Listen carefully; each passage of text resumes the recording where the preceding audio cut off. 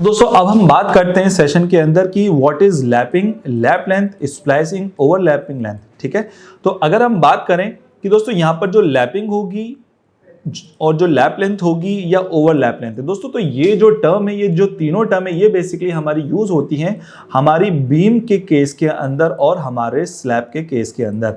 वहीं अगर हम यहाँ पर स्प्लाइसिंग की बात करेंगे तो यहाँ पर जो स्प्लाइसिंग होगी वो हमारी जो यूज होती है वो हमारी कॉलम के टर्म में यूज होती है। ठीक है, तो इस चीज का आप ध्यान रखना क्योंकि ये जो चीजें कभी कभी इंटरव्यू के अंदर भी पूछ ली जाती है अगर आप एज अ फ्रेशर इंजीनियर हो। अब दोस्तों lap length, splicing, overlapping length अब क्या होती है, is the length in which it can easily transfer the load और stress of one bar to another bar in the same RCC member. यानी कि वो हमारा अगर हमारा यहाँ पर हमें एक बार से दूसरे बार को ज्वाइन करना है तो वो क्या करता है, वो हमारा जो लोड है वो इजीली ट्रांसफर कर देगा एक बार से दूसरे बार को उसी सेम आरसीसी मेंबर में। यहाँ फॉर एग्जांपल अगर मैं यहाँ कॉलम की बात करूँ तो यानी कि फॉर एग्जांपल मुझे ग्राउंड फ्लोर के कॉलम को फर्स्ट फ्लोर के कॉलम से कनेक्ट करना है तो यहाँ पर मैं यहाँ पर स्प्लाइसिंग दे दूंगा। ठीक है, अब नोट हमारा यहाँ पर है कि एज पर IS कोड 4562,000 के हिसाब से जो हम ओवरलैपिंग लेंथ जो होती है वो हमारी 200 mm और 50D इन टेंशन होना चाहिए, यानी कि उससे कम नहीं होना चाहिए, या 200 mm हो या हमारा यहाँ पर 52 हो। तो जो हमारा यहाँ पर बड़ा होगा उसको हमें यहाँ पर ले लेना है। ठीक है, ये चीज आपको समझ में आ गई। जैसे कि फॉर एन एग्जांपल अगर मेरा यहाँ पर 200 mm हमारा स्प्लाइसिंग दिया है और हमें यहाँ पर 15D के अंदर यहाँ पर कंपैरिजन करना होगा। फॉर एन एग्जांपल अगर इस D की जगह यहाँ पर अगर हमें ओवरलैप देना है और अगर D मेरा डाया जो है मेरा 10 का है तो यहाँ पर मेरा कितना ओवरलैप हो जाएगा 150।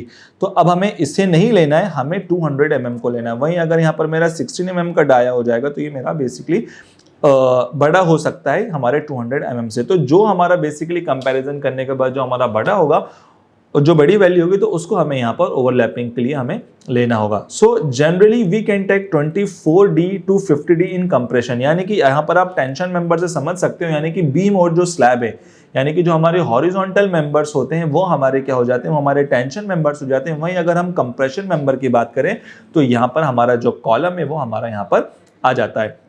तो अगर हम कॉलम की बात करें तो यही चीज हमारी 24D से लेके 50D के बीच में होती है और it is depending upon the design procedure. Mainly जो आपकी ड्राइंग है उसके अंदर ये मेंशन होता है कि आपको यहाँ पर स्प्लाइसिंग कितनी लेनी है, but as for information, as for interview knowledge, तो you should have to know this. ठीक है, आपको जरूर जानना चाहिए। And it is given in the drawing as well where D is the diameter of bar, जो कि D जो हमारा होगा वो हमारा डायमीटर ऑफ बार हो जाएगा। जिस तरह से आप यहाँ पर देख रहे हो तो ये एक मेरा स्लैब है दोस्तों, ये एक मेरा स्लैब है। तो अब आप देखोगे तो एक जो मेरा रेनफोर्समेंट है यहाँ मेरा रेनफोर्समेंट जा रहा है, एक जो दूसरा रेनफोर्समेंट यहाँ मेरा रेनफोर्समेंट जा रहा है। अब आप देखोगे कि यहाँ मेरा जो है कि इस तरह से मेरा ये ओवरलैप हुआ है।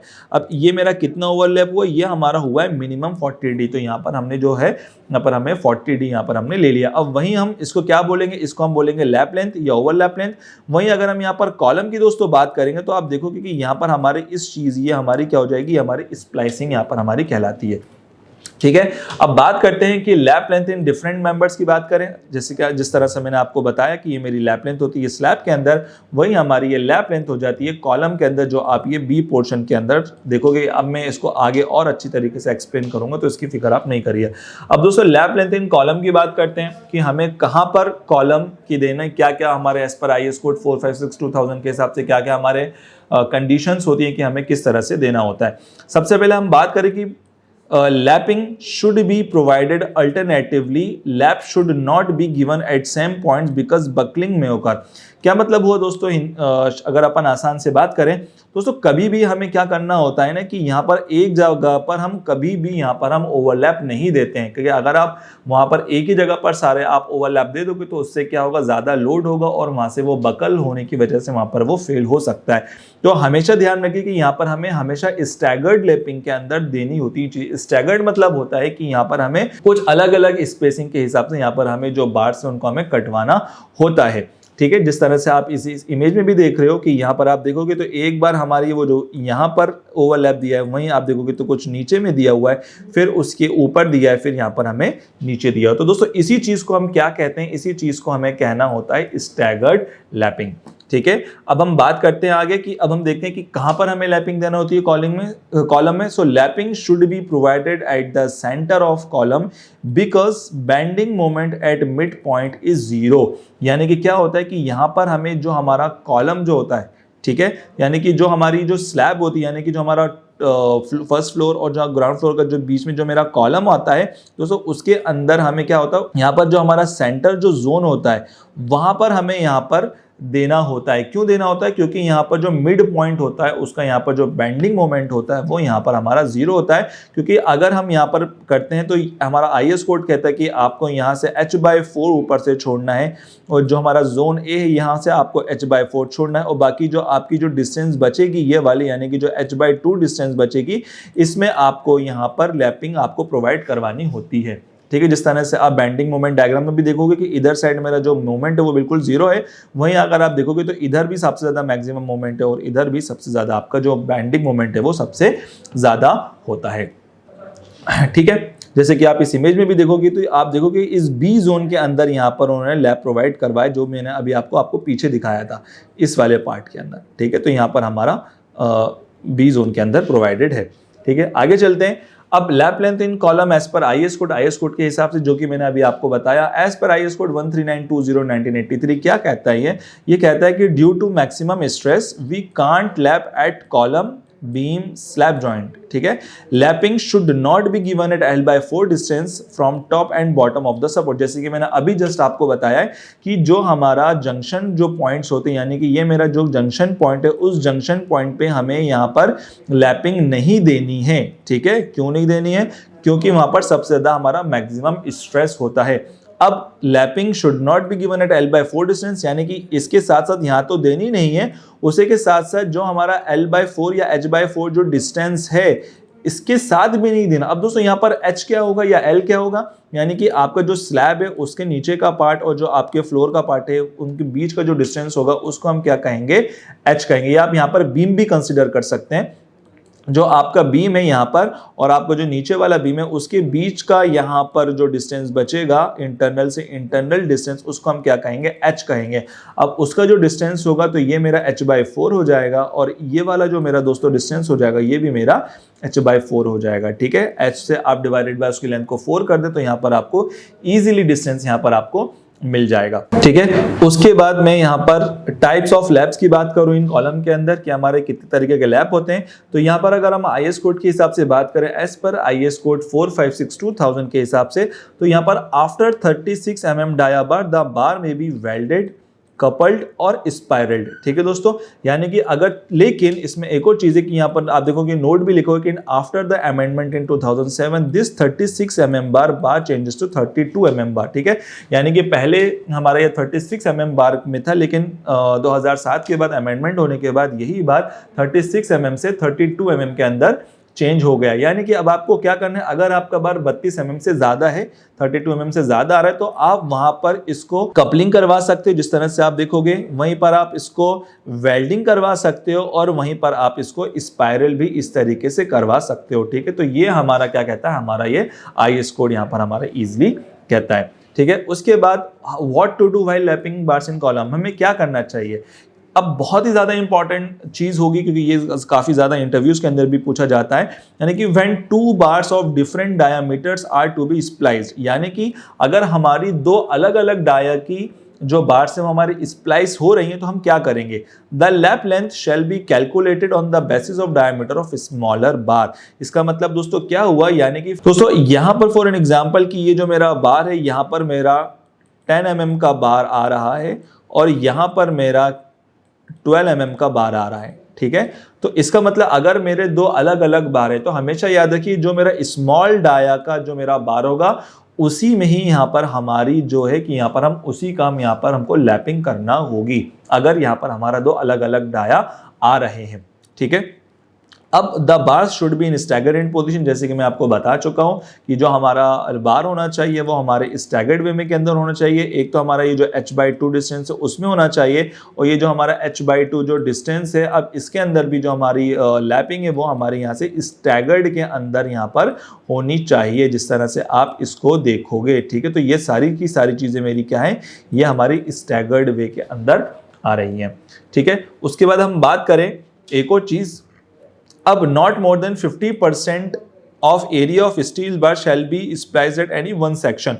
इसका मतलब क्या हुआ कि जब भी आप यहाँ पर स्प्लाइसिंग दोगे तो यहाँ पर आपका 50% से ज्यादा एरिया उस एरिया के अंदर नहीं आना चाहिए। जैसे कि फॉर एग्जांपल अगर आपके 8 बार्स हैं, अगर आपके यहाँ पर 8 बार्स हैं तो इसका मतलब क्या हुआ कि जहां पर आप लैपिंग करोगे तो 4 बार आपके एक तरीके से कटिंग लेंथ हो सकते हैं। इसका मतलब हो जाएगा नॉट मोर देन 50, यानी 50% से ज्यादा नहीं होना चाहिए। आप इसके कम कर सकते हैं बट 50% से ज्यादा नहीं होना चाहिए। आप 4 की जगह आप 3 कर सकते हो बट यहाँ पर चीजें हमारी ज्यादा नहीं होंगी, हमारी कम होंगी।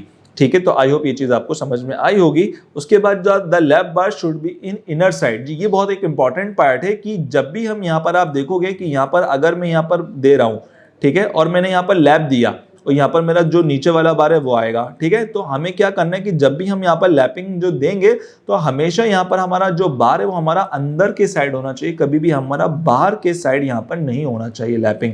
जैसे कि फॉर एग्जांपल इसमें मैं आपको दिखाऊं, अगर मेरा यहाँ पर जैसे कि अगर मेरा यहाँ पर बन जाता ऐसा फॉर एग्जांपल कॉलम, ठीक है, तो अगर मैं यहाँ पर प्रोवाइड करूंगा बाहर तो दोस्तों यहाँ पर क्या होगा ना, यहाँ पर मैं कवर नहीं सही से दे पाऊंगा। ठीक है, अगर आप इसको देखोगे तो यहाँ पर हम इजीली कवर मेंटेन कर पाएंगे, बट अगर आप यहाँ देखोगे तो यहाँ पर हम कवर यहाँ पर मेंटेन नहीं कर पाएंगे।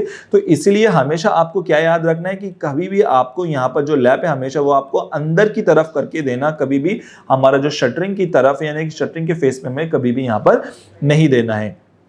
And the splicing in the lapped links ties shall not be exceed 100 mm, यानी कि जिस डिस्टेंस पे आपका लैप लेंथ आ रहा है तो उस लैप लेंथ पे जो आपकी जो लिंक्स होंगी उनका जो स्पेसिंग होगी वो कभी भी 100 mm से ज्यादा नहीं होना चाहिए। जैसे कि आप देखोगे यहाँ पर जो हमारी स्पेसिंग है वो हमारी ज्यादा होंगी, फॉर एन एग्जाम्पल हम 200 मान लेते हैं, और वहीं लेकिन यहाँ पर अगर हम इन स्पेसिंग की बात करेंगे यानी कि जो आप लैप स्पेसिंग की आप देखोगे तो यहाँ पर हमारी जो स्पेसिंग होगी वो हमारी यहाँ पर काफी कम होंगी। ठीक है, तो यानी कि ये हमारी 100 mm की स्पेसिंग होना चाहिए। तो आई होप ये चीज आपको समझ में आ गई होगी। ठीक है, देखिए अब आप जिस तरह से देखेंगे दोस्तों तो देखोगे आप यहाँ से यहाँ हमने h/4 यहाँ से छोड़ दिया है, h/4 हमने यहाँ से छोड़ दिया है। अब आप देखो कि ये मेरा जोन है, ये मेरा h/2 का जोन है, तो यहाँ पर हम इस तरीके से स्टैगर्ड वे के अंदर यहाँ पर हम यहाँ पर देते हैं। जैसे आप देखोगे एक हमारा लैपिंग जोन यहाँ हुआ है और दूसरा उसके ऊपर यहाँ पर हुआ है, तो इसी तरीके से यहाँ पर हमें क्या करना है दोस्तों, यहाँ पर हमें प्रोवाइड करवाना होती है चीज़ों को। ठीक है, आई होप ये चीज़ आपको समझ में आई होगी। और हमेशा जब भी हम यहाँ से दोस्तों इस पार्ट को हम क्या कहते हैं, इस पार्ट को जब हम यहाँ पर मोड़ कर जब हम उसको देते हैं यानी कि जब हम लैपिंग करते हैं तो इसको हम कहते हैं जॉगल। क्या कहते हैं इसको हम जॉगल कहते हैं। और दोस्तों इसका जो हमारा जो डिस्टेंस होता है वो हमारा कितना होता है, 6D होता है या फिर 75 mm होता है, यानी कि जो हमारा बड़ा होगा उसको हमें यहाँ पर ऐड करना होता है। ओके, अब दोस्तों हम बात करते हैं बाइंडिंग वायर की। दोस्तों बाइंडिंग वायर का जो हमारा टेक्निकल नाम होता है वो बेसिकली हमारा क्या होता है, वो हमारा होता है एनील्ड वायर। जी, इसको हम क्या कहते हैं, एनील्ड वायर भी इसको हम यहाँ पर कहते हैं। अब बाइंडिंग वायर क्या होता है, जैसे कि binding wire is used for the purpose of tying of the steel reinforcement bar on the construction site. ठीक है, ये dia of binding bar should be 0.9 to 1.2, यानी कि जो मेरा जो डाया होना चाहिए जो मेरा बाइंडिंग वायर का वो मेरा 0.9 से लेकर 1.2 mm के बीच में होना चाहिए। And annealed wire should be use for binding, यानी कि जो वायर है यानी कि जो मैंने आपको बताया ये मेरा एनील्ड वायर यहाँ पर होना चाहिए। Generally it's quantity consider 1% of the total reinforcement, यानी कि यहाँ पर आपका जो एनील्ड वायर लगेगा जितना भी आपका यहाँ पर रेनफोर्समेंट लग रहा है उसका 1% यहाँ पर आपका जो है लगने वाला है। ठीक है, उसके बाद यहाँ पर आप 3 मेथड होते हैं दोस्तों टाई करने की। जैसे कि आप पहला मेथड यहाँ देख रहे हैं, जिस तरह से आप देखोगे कि ये किस तरह से दोनों बार के साइड में हिला के फिर यहाँ पर टाई करा गया है। दूसरा मेथड आपको यहाँ पर दिखेगा और थर्ड मेथड आपको यहाँ पर इजीली दिख जाएगा। दोस्तों उसके बाद हम बात करते हैं यहाँ पर बैंड डिडक्शन की। ठीक है, तो बहुत इंपॉर्टेंट हमें जो हमारी बैंड डिडक्शन होता है। अब दोस्तों जब भी हम यहाँ पर कभी भी यहाँ पर जब हम बार कटते हैं यानी कि बार हम की कटिंग लेंथ निकालते हैं तो उसके अंदर चीज़ें क्या होती हैं, उसके अंदर कभी भी आप देखोगे कि एक मेरा एक सिंपल सा बार है दोस्तों, यहाँ से फॉर एग्जांपल एक मेरा सिंपल सा बार है, लेकिन कभी भी आप उसको इस तरह से मोड़ोगे, ठीक है, इस तरह से आप उसको मोड़ते हो तो यहाँ पर क्या होता है, यहाँ पर बेसिकली जो मेरा बार होता है यहाँ पर जो उसकी लेंथ होती है ना थोड़ी सी डिक्रीज हो जाती है। आपने कभी भी इस चीज़ को ध्यान दिया होगा। ठीक है, आपने ये चीज का ध्यान दो, तो हमेशा वो क्या होता है, यहाँ से कुछ लॉसेस हो जाते हैं। तो हमारा IS कोड क्या कहता है, अगर यहाँ पर अगर आप कोई सा बार इस तरह से आप बैंड करोगे और अगर वहां पर कुछ लॉसेस होंगे, यानी कि यहाँ से तो उसका जो थिकनेस है वो तो कम होगा और हल्का सा यहाँ से आपका जो बार है वो यहाँ से इंक्रीज हो जाएगा। ठीक है, तो यही चीज को हम यहाँ पर लॉस करते हैं। तो हमारा IS कोड ने हमें यहाँ पर 4 एंगल दिया हुआ है कि किस तरह से हम कर सकते हैं बैंड रिडक्शन। अगर कटिंग लेंथ के अंदर हमारा बार किसी इन चारों में से हो रहा होगा तो वहां पर आपको बैंड लेना होगा, यानी कि सबसे पहली जो हमारी लेंथ है वो हमारी कितनी हो जाएगी, वो हमारी 45 डिग्री हो जाएगी। अब दोस्तों आप किस तरह से पहचानोगे कि हमारा 45 पे बैंड हो रहा है या 90 पे होगा या 135 पे होगा या 180 पे होगा। ठीक है, फॉर एन एग्जाम्पल अगर आप देखो कि अगर मेरा बार कुछ इस तरह से जाएगा, ठीक है, अगर मेरा बार जैसे कि आप देखो मेरा बार कुछ इस सीधा जा रहा है, लेकिन ये सीधा जाने की जगह वो इस तरह से बैंड हो गया है। ठीक है, तो आप देखोगे तो ये मेरा 0 था, अब ये 45 डिग्री पे हमें यहाँ पर देखना है कि ये मेरा 45 डिग्री पे बैंड हो जाएगा। और 45 डिग्री पे दोस्तों जो बैंड होता है वो हमारा कितना होता है, वो हमारा 1D यानी कि 1 इंटू डाया ऑफ बार हमारा यहाँ पर बैंड हो जाता है। ठीक है, वही अगर हम देखोगे तो आप हमारा जो बार होगा वो हमारा इस तरह से सीधा जाता, लेकिन वो अब वो इस तरीके से मुड़ गया, यानी कि इधर साइड मुड़ गया। तो ये जो डिस्टेंस है मेरा कितना हो जाएगा दोस्तों, ये मेरा डिस्टेंस हो जाएगा 90 डिग्री। और 90 डिग्री के अंदर जो हमारा बार बैंड होता है, जो हम लॉस करते हैं वो हम 2D यहाँ पर कर देते हैं। और वहीं पर अगर हम एक और एंगल की बात करें, यानी कि हमारा बार सीधा जाने के बजाय यहाँ पर इस तरह से मुड़ गया, तो यहाँ पर जो मेरा एंगल बनेगा दोस्तों वो मेरा कितना बनेगा, वो हमारा बनेगा 135 डिग्री। और इसके लिए जो हम बैंड लॉस करते हैं वो हम यहाँ पर 3D करते हैं। और एक लास्ट हमारा, अगर हमारा बार इस तरीके से बिल्कुल 180 डिग्री पे टर्न हो जाता है दोस्तों, तो इसके लिए हमें कितना माइनस करना होता है, यानी कि इस 180 डिग्री के लिए यहाँ पर हमें 4D यहाँ पर हमें माइनस करना होता है। तो आई होप आपको ये चीज़ जो एंगल्स हैं वो अच्छी तरीके से समझ में आ गई होगी। तो दोस्तों इस सेशन में इतना ही रखते हैं, नेक्स्ट सेशन में बहुत जल्द मिलते हैं, तब तक के लिए बहुत बहुत शुक्रिया।